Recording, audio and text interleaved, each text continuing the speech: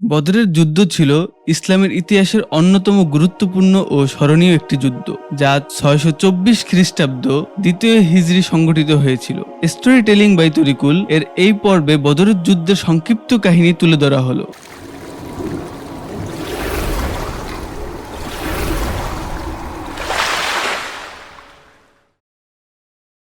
বদরের যুদ্ধের পটভূমি। মদিনায় হিজরত করার পর মুসলমানদের উপর মক্কার কুরাইশদের নির্যাতন থেমে যায়নি। মক্কার কাফিররা মুসলমানদের উপর প্রতিশোধ নেওয়ার পরিকল্পনা করছিল এবং তারা মুসলমানদের সম্পদ লুট করে মক্কার বণিক কাফেলা দিয়ে সেগুলো বেচাকিনা করত।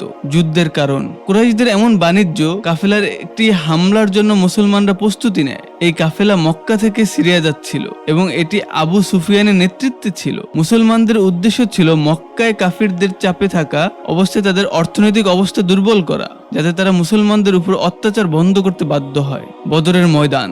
আবু সুফিয়ান মুসলমানদের পরিকল্পনা জানতে পেরে বাণিজ্য কাফেলাকে নিরাপদে সরিয়ে নেয় এবং মক্কায় পাঠিয়ে দেয় যুদ্ধের জন্য সহায়তা চেয়ে। মক্কার কুরাইশরা এক বিশাল বাহিনী নিয়ে বদরের ময়দানে আসে মুসলমানদের বিরুদ্ধে লড়াই করার জন্য। অন্যদিকে মহানবী সাল্লাল্লাহু আলাইহি সাল্লাম প্রায় 313 জন সাহাবী নিয়ে বদরের ময়দানে যুদ্ধের প্রস্তুতি নেন, যেখানে মক্কার কুরাইশি বাহিনী ছিল প্রায় 1000 জন।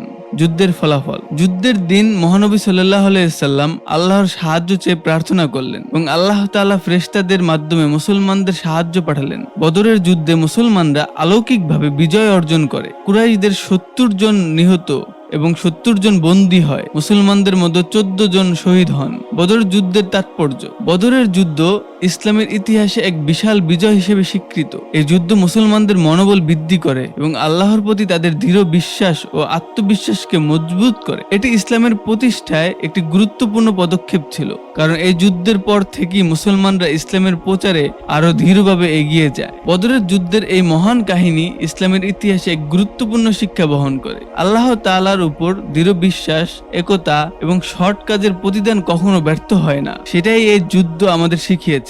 স্টোরি টেলিং বাই তরিকুল ইসলামের পরবর্তী পর্বে আবারও ফিরে আসবো নতুন আরেকটি ঐতিহাসিক ঘটনার বিশ্লেষণ নিয়ে। ততক্ষণ পর্যন্ত আমাদের সাথেই থাকুন, সাবস্ক্রাইব করুন এবং আপনার মতামত জানাতে ভুলবেন না। আসসালামু আলাইকুম।